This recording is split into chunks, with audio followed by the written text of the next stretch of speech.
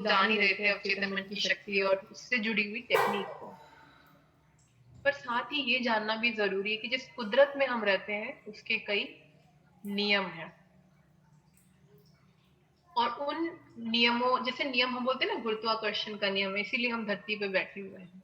मौसम का नियम है, मौसम बदलते रहते हैं, उसका हम पर प्रभाव पड़ता ही पड़ता है, हम माने या ना माने।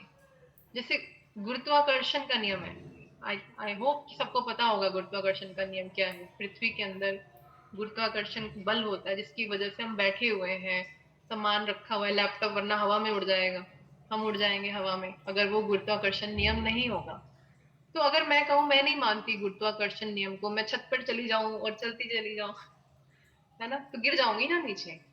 मैं मानूं या ना मानूं, नियम तो मुझ पर लागू होगा ही होगा।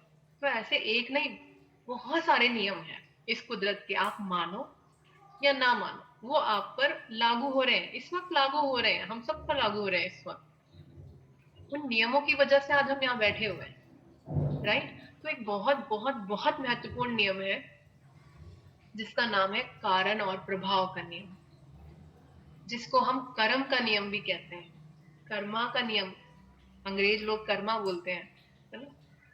कर्म का नियम, कारण और प्रभाव का नियम भी कहते हैं, इंग्लिश में कॉज एंड इफेक्ट कहते हैं। क्या मतलब है कारण और प्रभाव का? इसका मतलब है कि हर कारण का एक प्रभाव है। जैसे अगर बीज बीज कारण है, तो पेड़ क्या है? प्रभाव, है ना। बीज बोया तो वो कारण बोया आपने, और प्रभाव क्या पैदा हुआ? पेड़ या फसल। और फिर उस पेड़ पे फल उगते हैं, वो भी प्रभाव है। उन फलों में से फिर से बीज निकलते हैं, तो मतलब हर प्रभाव का फिर से कोई कारण बनता है ना। हर कारण का प्रभाव है और हर प्रभाव का एक कारण है। बीज से फल, फल से फिर से बीज, ये कुदरत का नियम है। हम पे कैसे लागू हो रहा है? हम पे ऐसे लागू हो रहा है, हम क्रिएटर हैं। किस चीज के क्रिएटर हैं हम? ऊर्जा के क्रिएटर हैं। हम हर वक्त कोई ऊर्जा क्रिएट कर सकते हैं।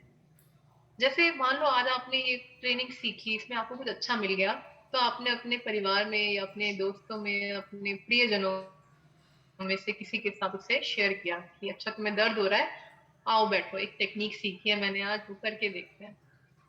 आपने एक अच्छी इंटेंशन से, अच्छे उद्देश्य से एक ऊर्जा क्रिएट की जो शायद पहले नहीं थी इस ब्रह्मांड में, इस कुदरत में, इस दुनिया में, वो आपने क्रिएट किया।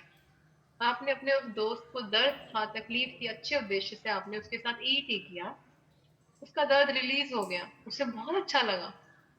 तो आपने एक कारण पैदा किया, और आपके दोस्त के दिल से, हृदय से आपके लिए बहुत अच्छी ऊर्जा, बहुत पॉजिटिव ऊर्जा निकली। उसने कहा थैंक यू, मेरा दर्द ठीक हो गया, मैं इतने सालों से मेडिसिन खा रहा था, ये ट्रीटमेंट ले रहा था, ठीक ही नहीं हो रहा था, तो तुमने ठीक कर दिया, बहुत बहुत धन्यवाद। तो दिल से वो धन्यवाद निकला, और शायद जीवन में कभी आपको कोई जरूरत हो तो वो दोस्त आपकी जरूर मदद करना चाहेगा, दिल से करना चाहेगा। ऐसा प्रभाव कैसे क्रिएट हो गया? आपने क्रिएट किया, आपने कोई कारण क्रिएट किया, और कभी ना कभी उसका परिणाम, उसका प्रभाव लौट कर आएगा। हो सकता है उसी वक्त आ जाए, हो सकता है बहुत टाइम बाद आए, हो सकता है उस दोस्त के माध्यम से ना आए, किसी और के माध्यम से आए, पर वो भावना, वो एनर्जी जो आपने क्रिएट की, कभी ना कभी लौट कर आपके पास आएगी ही आएगी। ये इस कुदरत का नियम है।